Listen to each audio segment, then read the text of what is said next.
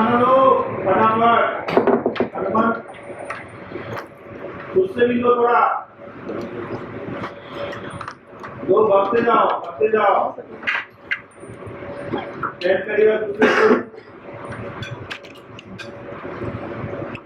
दाल बरात की बरात की सब भर दो।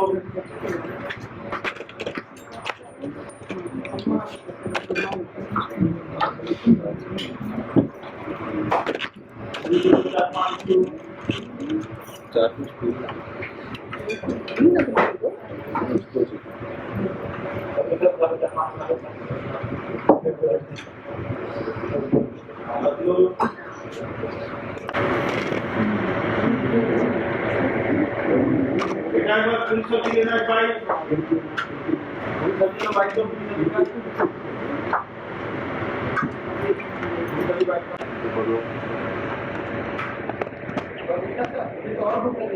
काका मुझे और भूख लगी है। अरे इतने छोटे बच्चे का पेट तो भरा नहीं, हमारा क्या भरेगा?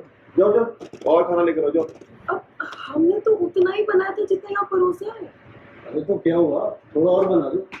अगर बच्चा भूखा रह गया ना तो देवी नाराज हो जाएंगी, और देवी के गुस्से का प्रकोप अभी तुम जानती हो ना। भूख लगी है, खाना दो।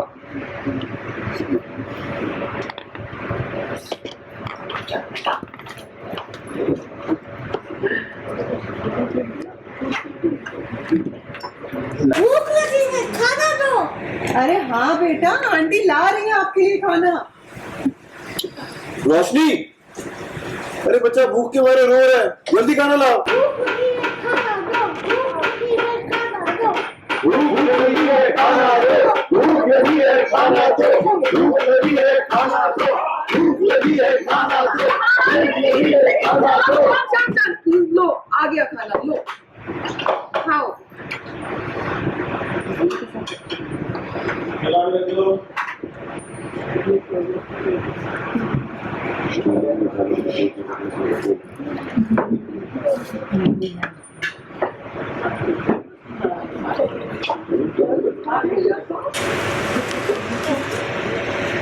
किलो किलो खिला किलो।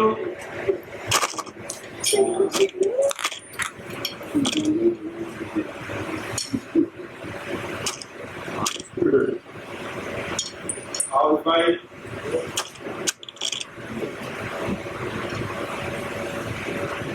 Okay sir. ये भी खत्म, अब कुछ अच्छा वाला लेके आओ। अरे अरे बेटा, अगर इतना खाओगे तो मेरी तबीयत खराब ना हो जाए आपकी। भूख लगी है, खाना दो। भूख लगी है, खाना दो। भूख लगी है, खाना दो। भूख लगी है, खाना दो। भूख लगी है, खाना दो।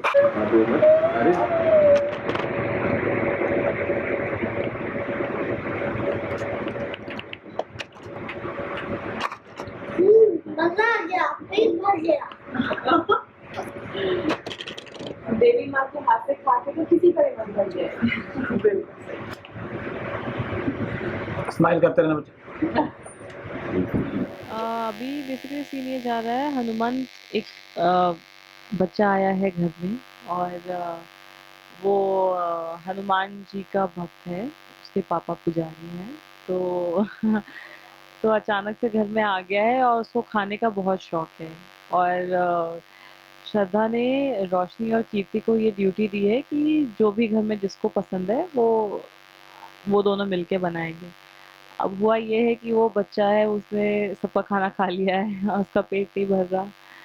तो यही होता है कि बेसिकली वो बच्चा रोशनी की जो उसकी इविल मोटिव है उसके बारे में वो समझ गया है। तो इस वजह से वो थोड़ा सा और भी ज़्यादा परेशान कर रहा है उसको। एंड फिर मतलब उसको ऐसा लगता है कि भाई मुझे और खिलाओ ताकि वो उसको और परेशान कर सके। अल्टीमेटली एक टाइम पे वो रोने लग जाता है, बट फिर मैं आके उसको लड्डू वड्डू खिलाती हूँ तो वो खुश हो जाता है। तो ये सीन है अभी।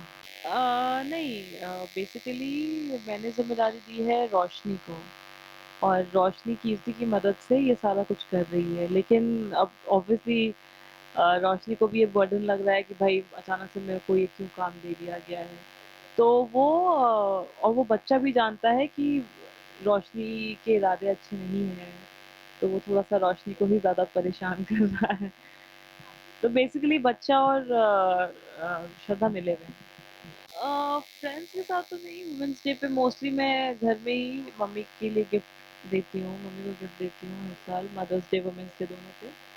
एंड वुमेंस डे क्या मनाऊँ, every day should be, has to be a women's day.